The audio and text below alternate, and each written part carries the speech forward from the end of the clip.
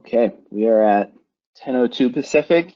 We're going to get rolling. All right, welcome everybody to our private webinar here where we're going to be talking about managing facilities in minutes and not months. And we have a great demo from Ken at IDN today to present to you.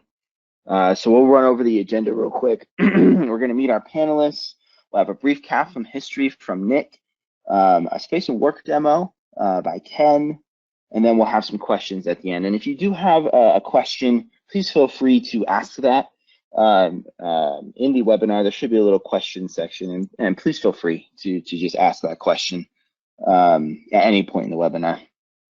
And then we'll have our send-off and conclusion. So let's meet our panelists. So Bob Stephen is the CEO of RSC, and he unfortunately could not make it today. He sends his regrets, but he is at an IFMA event today.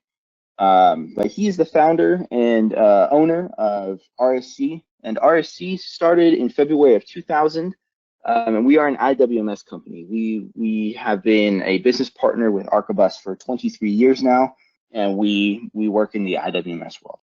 With us today is Nick and Ken, and I'm going to hand it over to Nick Springate of IDN to introduce himself and Ken. Nick. Good morning. I grew up reading blueprints and got started in computer-aided design in the early 1980s. AutoCAD took off big time, and soon technical specialists started to add functionality as third-party developers. Archibus from Boston was the first developer of a CAFM product, which stands for Computer-Aided Facilities Management, providing the ability for CAD floor plans to be dynamically linked to a database. They combined architecture with business, and this was the birth of space accounting. According to IFMA, facilities operations are often an organization's second highest cost area after the human capital. It obviously deserves management. Back in the 90s, Archibus dealers saw an opportunity to add value to the AutoCAD Archibus software combination, so a network was established to start building on top of Archibus. The first Archibus third-party solution was the MicroView HVAC and electrical module. It was developed by myself and Jeff Dreyer, a senior programmer today with Robert Stevens Consulting. Later, MicroView delivered the first Palm-based handheld solution for FM data collection and validation. At the same time, a development team from Washington, D.C. created a web-based alternative to the Archibus Web Central solution. It was designed with the Microsoft .NET framework powered by the Microsoft SQL database. It was called FM Studio.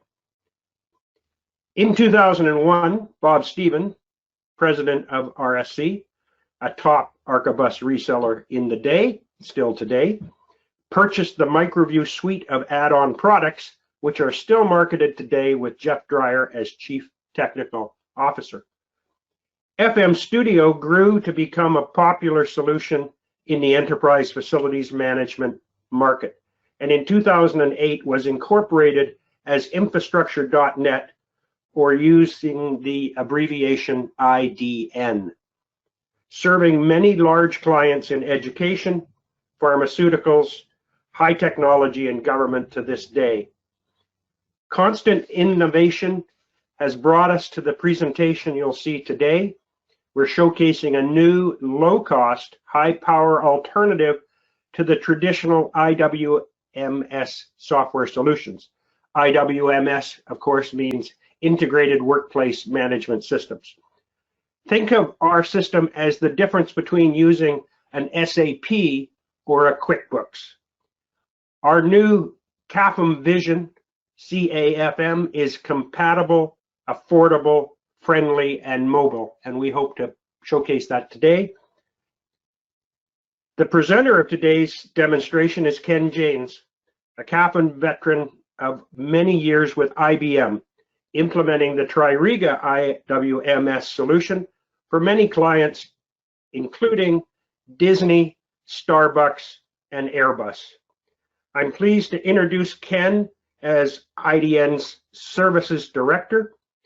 His role is looking after training and implementation for our new and easy to use CAPM product we call Space and Work. Throughout today's presentation, keep in mind if you have any drawings that you would like to see live on the web with any device. Just send a CAD or PDF file to Bob at RSC and allow him to show you how to start managing in minutes, not months. Take it away, Ken. Just introduce myself. I've been in the industry for about 30 years. I started off as an AutoCAD instructor, and I've had CAD in my blood all these years. And I've worked with IBM Tririga for 10 years or so, and I'm a certified application developer. I've worked with Peregrine Systems, SpanFM, Archibus going way back, and I'm also a certified iOffice implementation specialist. And I retired or semi-retired in January of last year, 2022. By happenstance, I met up with Nick Springate, who I've known for 30 years or more, and he introduced me to what they're working on, IDN Space and Work, and it frankly brought me out of retirement. I was so excited about this product, and I'm excited to share it with you today. What we're looking at here, vision of our website, spaceandwork.net, and we'll come back to this in a moment, but the message here is get managing your facilities in minutes, not months.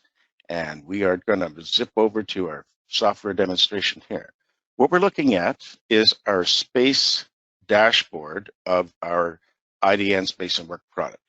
So it's based on your role. So if I'm a space manager, this is the view that I could be looking at.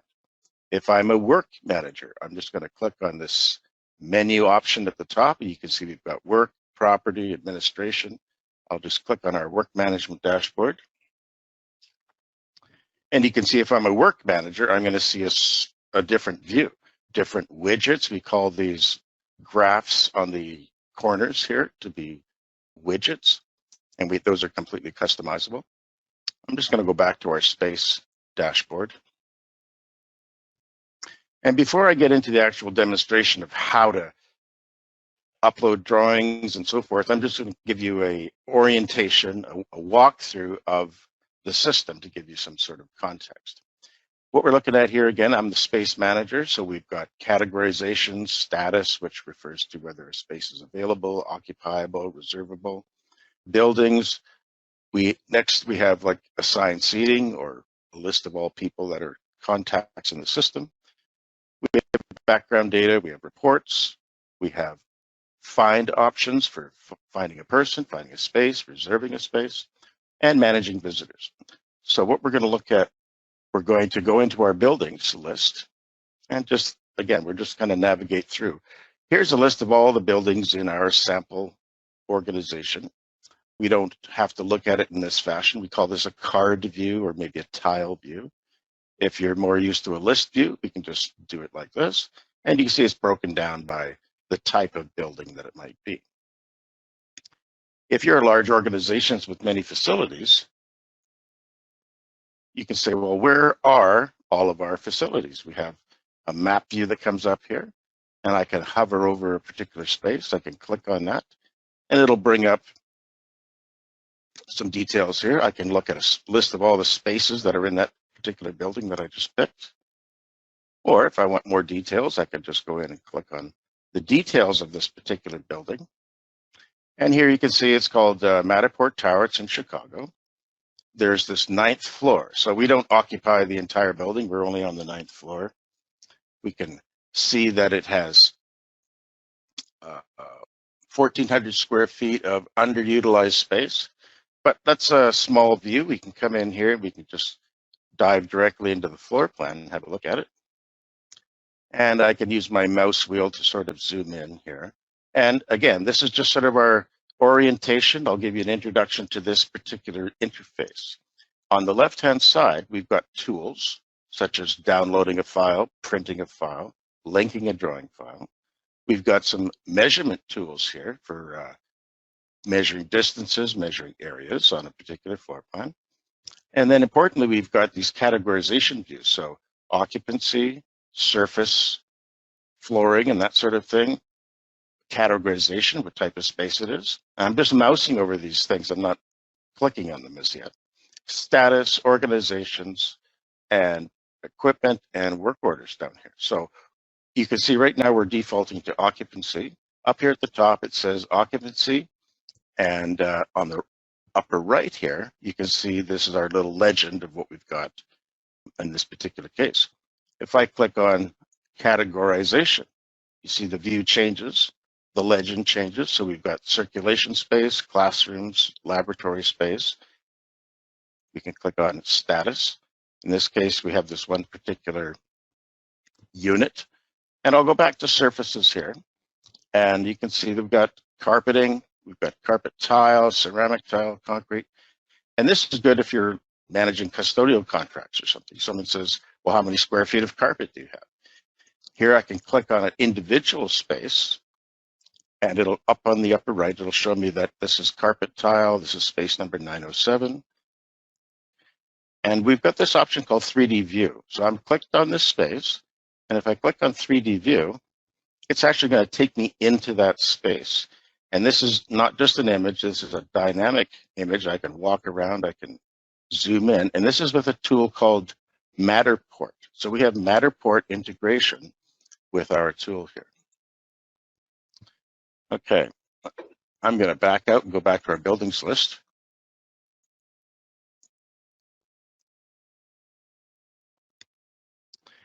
And we are going to look for, going to go back to our tile view. We're going to come to our commons building. Again, we're just giving you some a walkthrough. We're going to go to show details. So if I'm a building manager or space manager, this is our landing point for a particular building. So you can see at a glance, we've got multiple floors here. We've got a roof, and we've even got an exterior floor plan, like a site plan. Up at the top here, just for your, we've got the ability to edit additional details about this particular building. So if we're interested in its address, its latitude, longitude, the date it was built, and so forth, we can dive into those details here. Also, we can see what documents are associated with it, all the spaces in this particular building, you know, it's all listed here. You can export that to Excel if you need to. And we've got reports. You can have a total space summary report just for this building. And what we've got here is a PDF output of a building summary space report that you can get. Here we go. So at the upper left, you can see there's a 7-page report. So we're looking at page 1 of 7. It's a space summary. As we page through this report, you can print this out to PDF or to export it and email it to someone. Here, this is exactly what you'd see. You've got a nice legend here at the bottom. It tells you that we've got one overutilized space here. And just quickly page through. Each floor of this building is rendered. And here's our site plan, as you can see. And we've got a roof plan. So that's sort of a report, a building-specific report. And you can have global reports, all buildings in your portfolio as well. Quickly here, we've got you see occupancy status is currently highlighted. So it's showing us the occupancy on each floor of this building. If I toggle over to categories, now you can see all the categories. We've got 566 square feet of building services on this floor and so forth. And again, we can dive into, look at that floor plan and get additional details. We can zoom in. We can print. If I go to our print option here, we can print to PDF, we can print to PNG, we can export to DWG if you wish. And importantly, we can print to architectural E, D, every paper size that you can imagine. Here we'll just say 11 by 17, and I'll just go to print. And what we're printing here is an occupancy plan. Downloads our PDF here. I'll bring that up. And if you're going to email this to somebody in your organization, here it is. It's got occupancy details, capacity, overutilized. We can zoom in, and you can see you've got people's, actually, their names in the spaces. And as I zoom in with more detail, you can, this is what we call vector-based PDF. So even you can see the hatch patterns are nicely rendering as we zoom in, and we got the people's names and so forth. So you can print this out and send it to somebody, and it's just fabulous. We'll come back here. And let's say we are working on a different, what we're looking at here is our desktop view. And if you're walking through the building with your phone or an iPad or something like that, I'm just going to quickly emulate what that looks like using a F12 key here.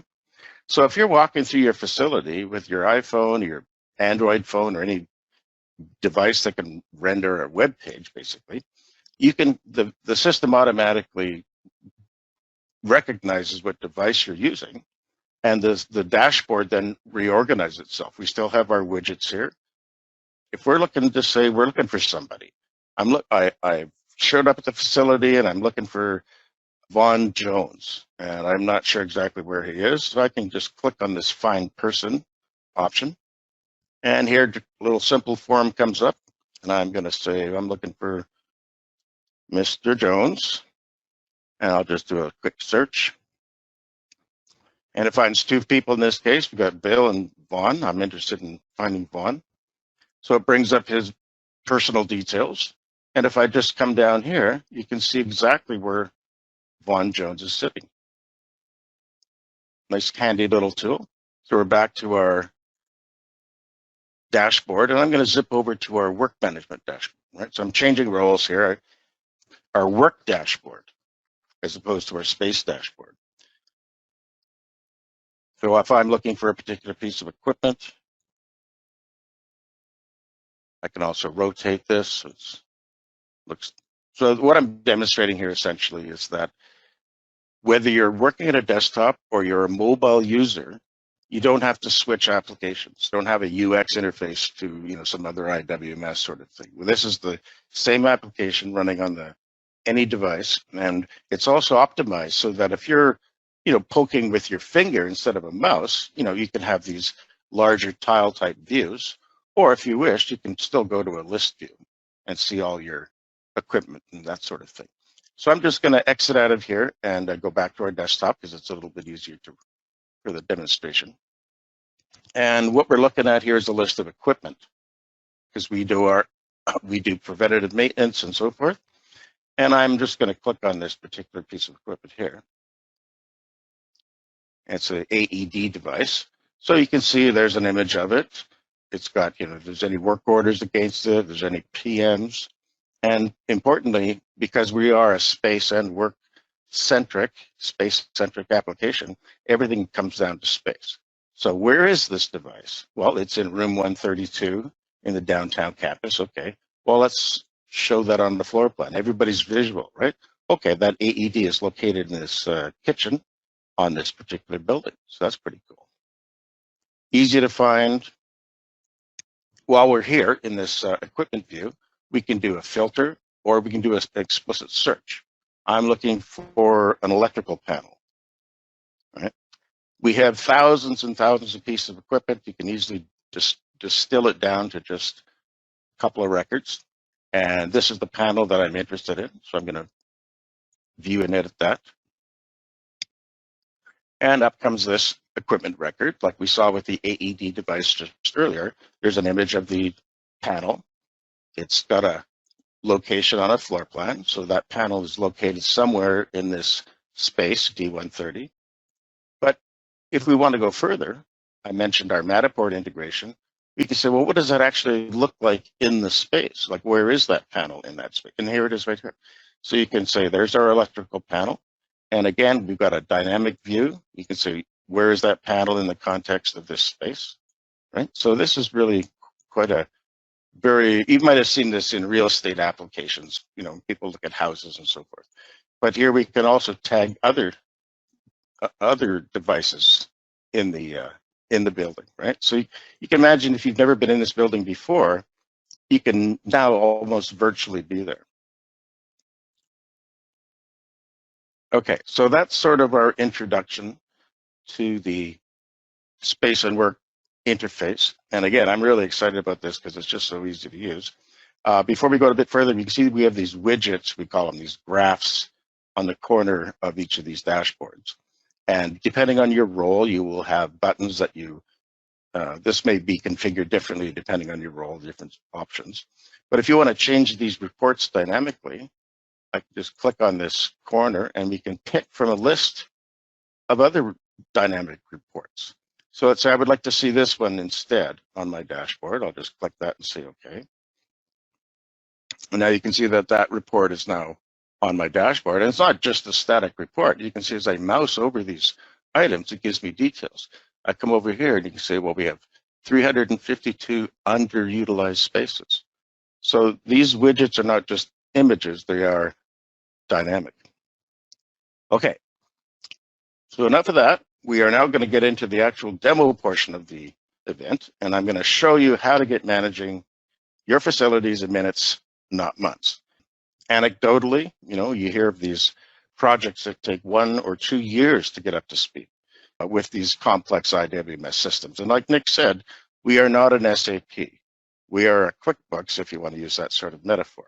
This is, you've got simple facilities and you've got all your drawings in place. You can get up and running very quickly. So what I'm going to do here is I'm going to click on our buildings button, and we are going to come to this Riverfront Center because we've just added a new floor to this building, let's say, and I'm going to come in here and look at our details. Before we sort of get started here, I'm just going to pause and and explain to you what I'm about to show you. So what we're going to do is we're going to create a floor record in a building, and then we're going to link a drawing file, a DWG file, to that floor.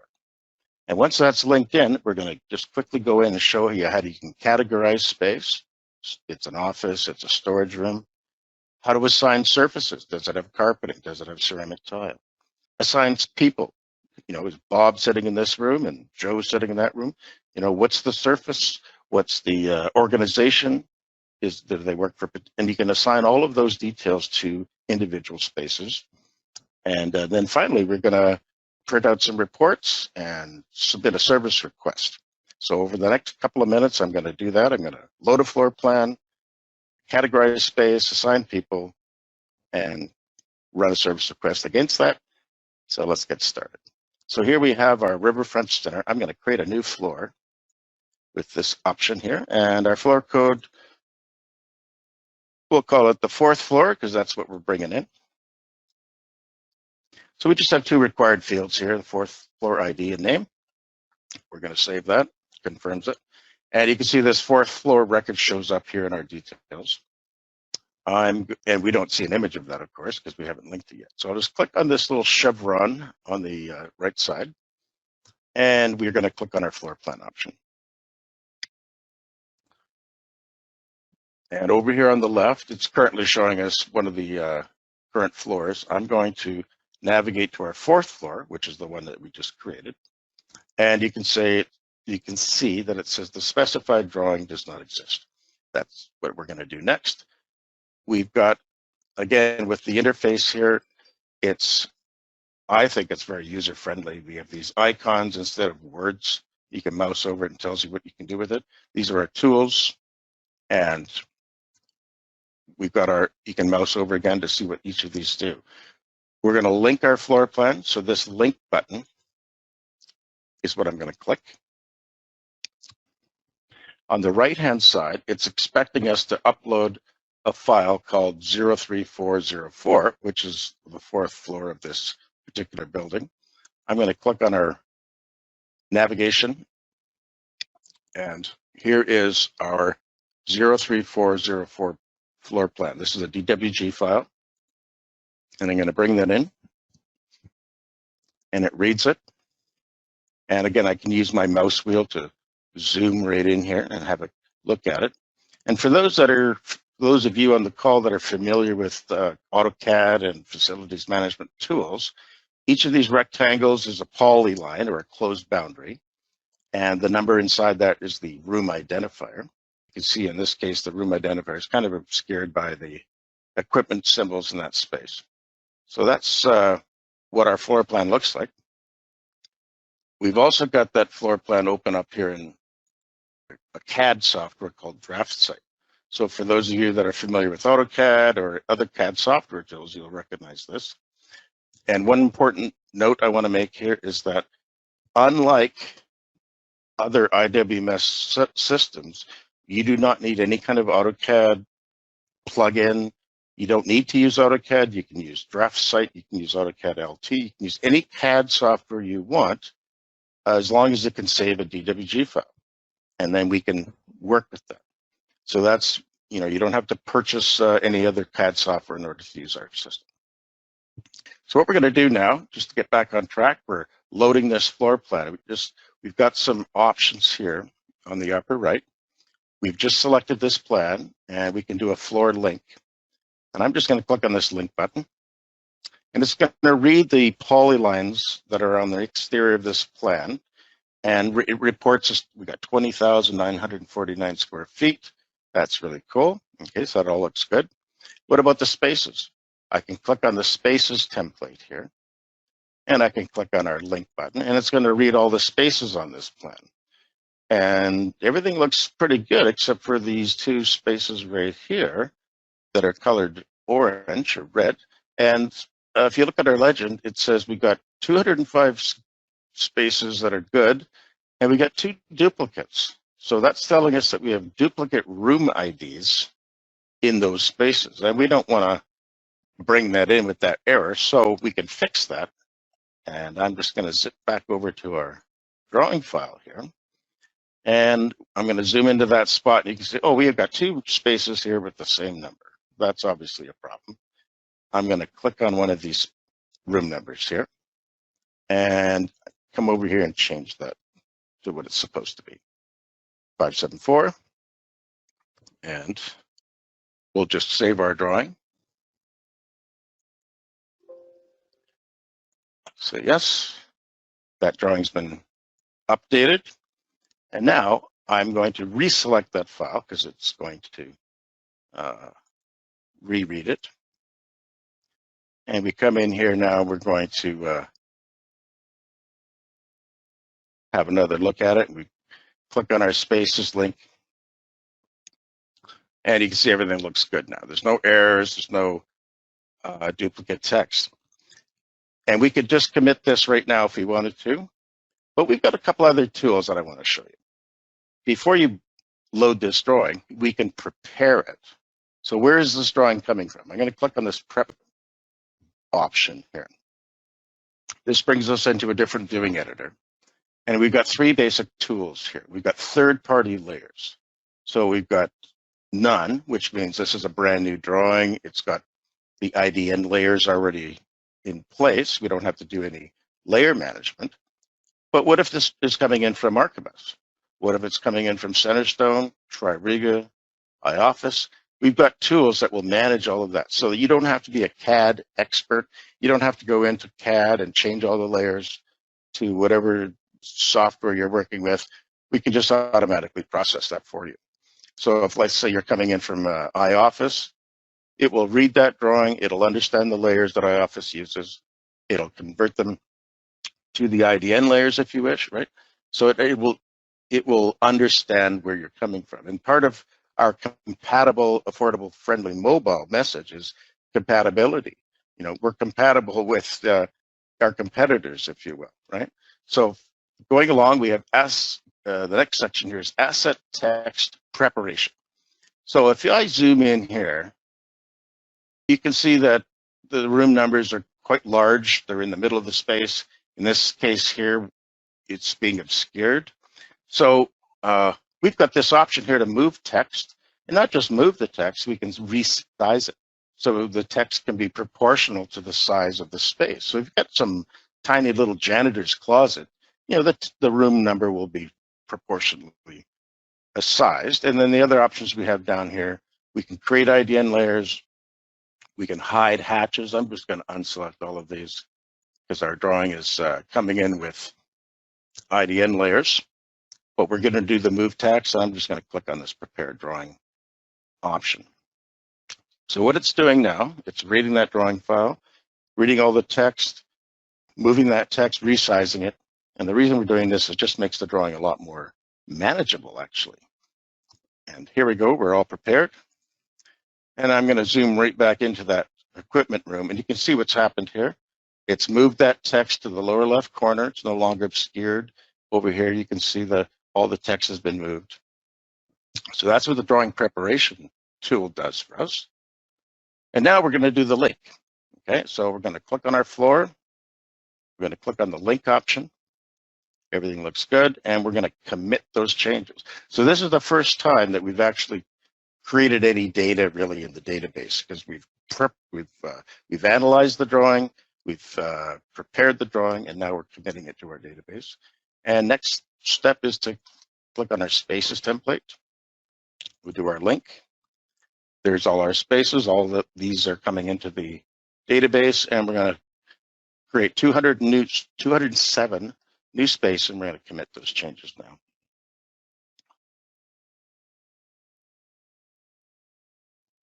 Cool. And there we are. I'm going to refresh this. And now you can see there's our fourth floor with the image. And if you click on linked space, you can see all the spaces that are linked. We've got 207 spaces in total on that floor. The entire building has 43,000 square feet. We can come in and have a look at that floor that we just linked. Okay, so we got our drawing link. What do we do now? I'm zooming in with my mouse wheel, as you can see. We've got a number of tools on the side here. We've got occupancy, we've got surfaces. So let's start with surfaces. We're gonna virtually walk through our building. We're coming through with a tablet, let's say, and we click on this space. And you can see on the right-hand side here, it says there's no surface currently assigned. I can click on this button, and I can say, well, that space has carpet. And of course, that list of flooring surface records is completely modifiable. I'm going to save that. And you'll see the color changes accordingly. I can also select multiple spaces. So instead of just selecting one at a time, I can hold down the shift key, and I can do a multi-select like this. And it says you've got 8 records selected. So I can take them all and, in this case, categorize them. I can say they are offices, they are cubicles. I can say they have a assignable status. We can put people in those spaces. They all have carpet, in this case. And if they all work for the same organization, we can come in and select that as well. They may work for this department and this division sort of thing, and hit save. So as you're doing your space survey, as you're walking through the facility, you can update the details like that. You can see I clicked on this categorization button, and we have a legend button over here. So it says we've got currently 288 square feet of office space, or in this case, cubicles. If we click on our organization, we can say, oh, there's the division department we just assigned to those spaces. Okay, moving along, what about people? As you're doing your walkthrough, you want to assign people to spaces. We'll go to our chair. You can click on this chair. It talks about occupancy. And you'll see that displays this people button here, list of individuals who need to be assigned to spaces. I'm going to click on that. And it's going to bring up a listing here of all the people that currently are in the system. And if we look at our filter options, what it's currently showing us here is all internal contacts, people that do not currently have seating, and they have an active status. Well, I'm going to say, well, we've got some contractors that just joined us.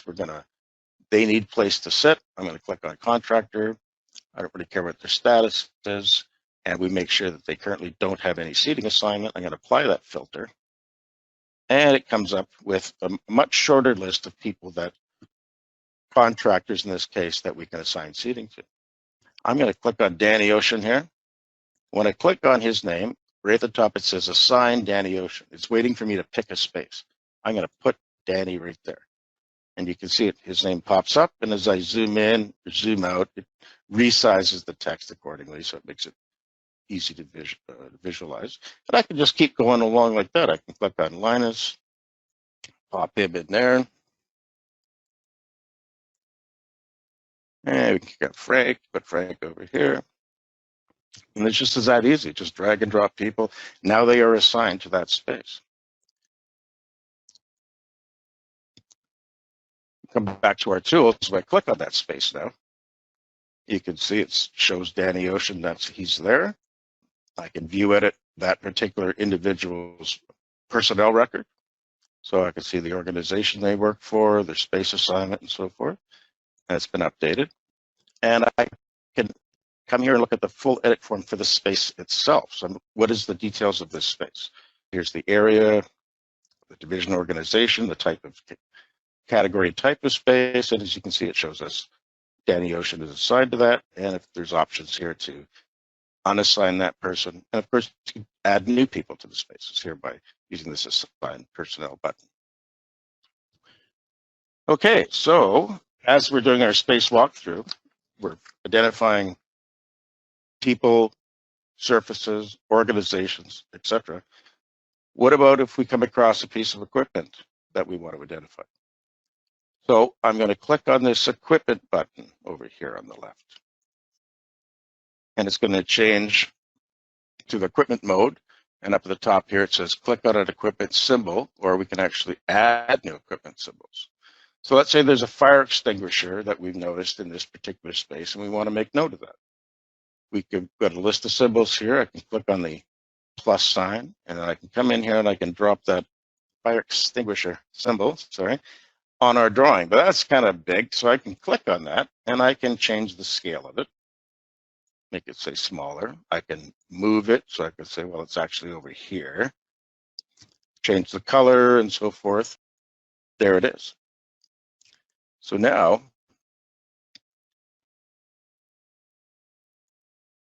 that symbol's placed, I can click on it. And you can see, I can go to the full edit form. So as I'm walking through the facility, I can say, I can identify particular pieces of equipment that I want to manage. I can scan the barcode. If I was using my mobile device here, if the device had a barcode, I could capture that. I can also select the space that it's sitting in. I can say, well, it's in this particular space, and we can save that as well. So that's how we can get equipment quickly into the system. And lastly, we're going to look at our service request option. So let's say as you're walking through this space, you notice that there's a leak or there's some sort of issue that needs to be repaired. I can click on this hard hat guy here. And I can click on a space. And at the top, again, it says service requests. Click on a space, and I've got this option up here. It says service request. I can quickly open up a quick service request. I can say, well, what's the problem? It's a custodial issue. The trash all over the place. I want to empty that trash out. And if you want to take a picture of it, I don't have a camera associated here, but if I had a picture that was to select here, I could do that. And then just hit submit. I could take a photo of the trash situation and attach it to the work order kind of thing. Okay, and then once we've got that mode, I can click on the hard hat and I can see as a work manager where there are work requests in the system. So if I was the space planner, and as I was walking through and I saw that request, I created that request. I come in here as the work manager now, and I can say, oh, there's a work request in this space. What is it? I can click on that space. Maybe I have to do a refresh here. So I click on that space. It shows me the work request that's currently there. I can go in and I can view the details of it. And if I say, okay, I'm going to approve this work request. Every time you change status, it's going to want to know a little bit of detail about what happened there. I can go and print this work order out if I wish. At the bottom here, we have a print option. And I want to send this off to a tradesperson to fulfill this work request. Here we got a 2-page work order that we can either print out or email to the tradesperson. It could be an outside contractor. And here's the basic details. And then page 2 actually shows you where that location is on a floor plan. You can imagine someone who's not familiar with the floor plan. Where is this room? Here it is, quickly, no problem. And of course, you can display this on your mobile device as well. Okay, well, I don't know how long that took. That was about half an hour. So here we are, managing from nothing to service requests, people assignments, all in minutes, not months. And getting back to our website here, if you want to learn more, we have our spaceandwork.net product site. Click on this Learn How button, and here we have a series of videos on how to get up and running. Link your drawings, upload your company data. One thing we didn't show is we have data import tools. You can upload all your company data from your existing systems or Excel spreadsheets and get up and running quickly. We've also got videos. Just quickly here, every single one of these is a video. So you want to know how to do move management using our software, you can come in here and watch a short video on how to do move management.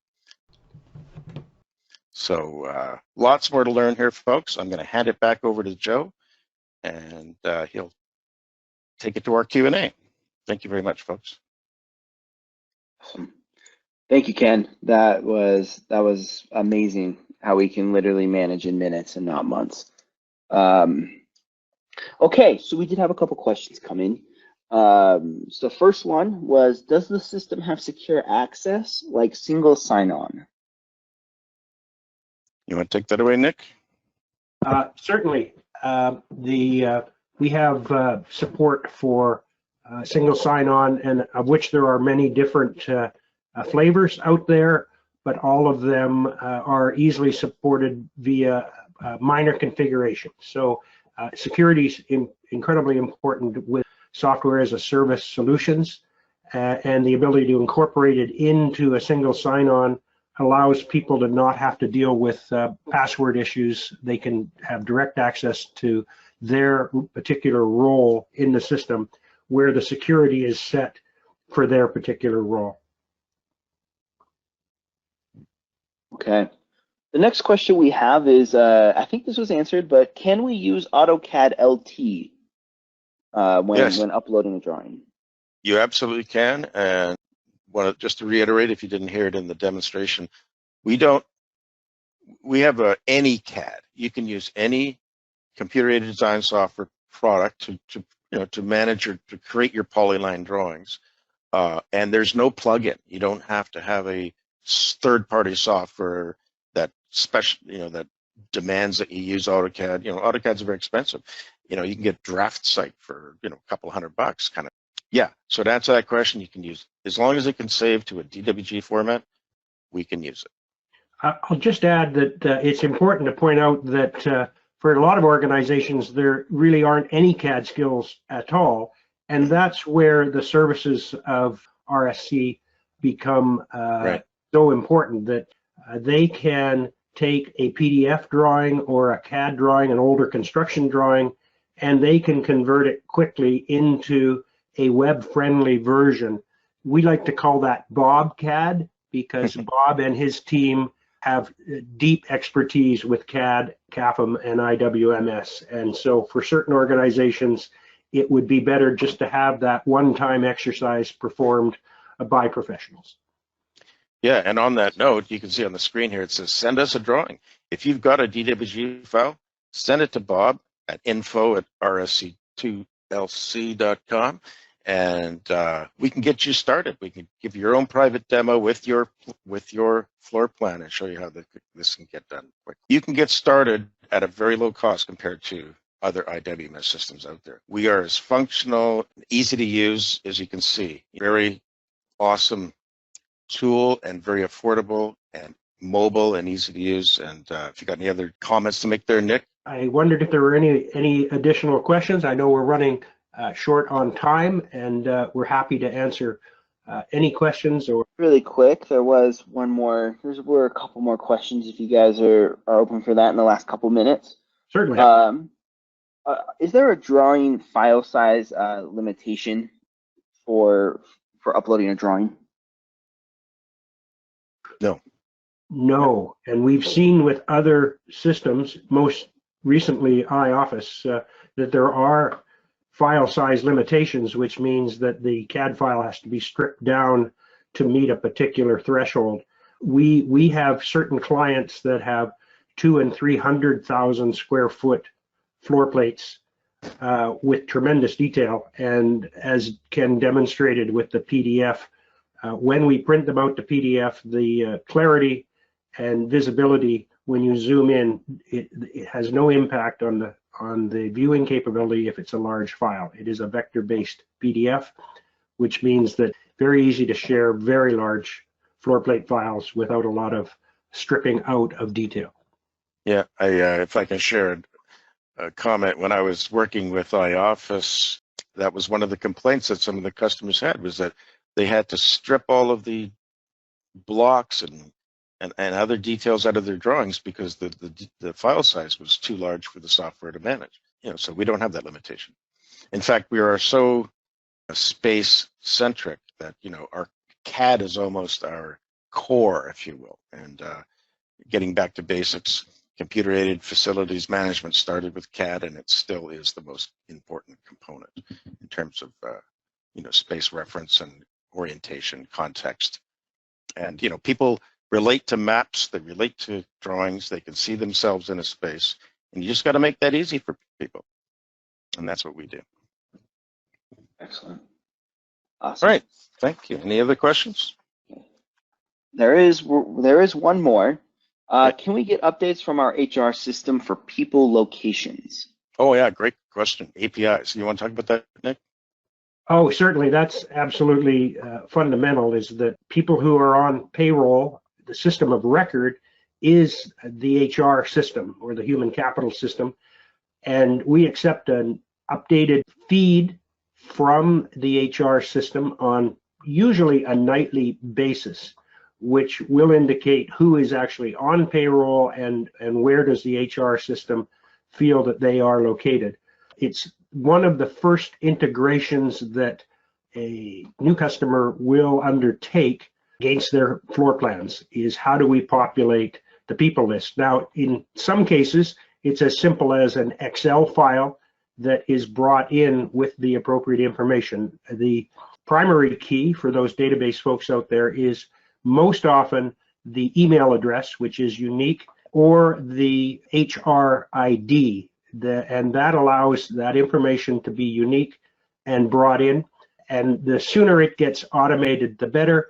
It's a one-way feed from the HR system back to the CAFM system, and any exception reports can be generated to let HR know that something doesn't jive. So it's a feed mechanism that is most often used to get the most out of a CAFM system, detailing occupancy and allowing for accurate space accounting in relating people to spaces. So we do have one more question. I lied, sorry. And it is, does the system allow to upload PDFs, or do files need to be in CAD in regards to floor plans?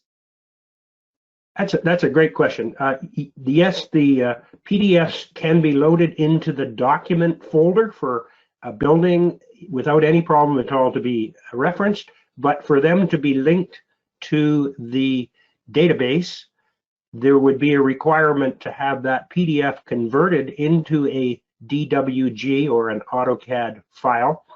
And that is a service that RSC provides on a regular basis. So you could certainly have reference drawings and markup drawings in PDF and save those against the building and have those indexed.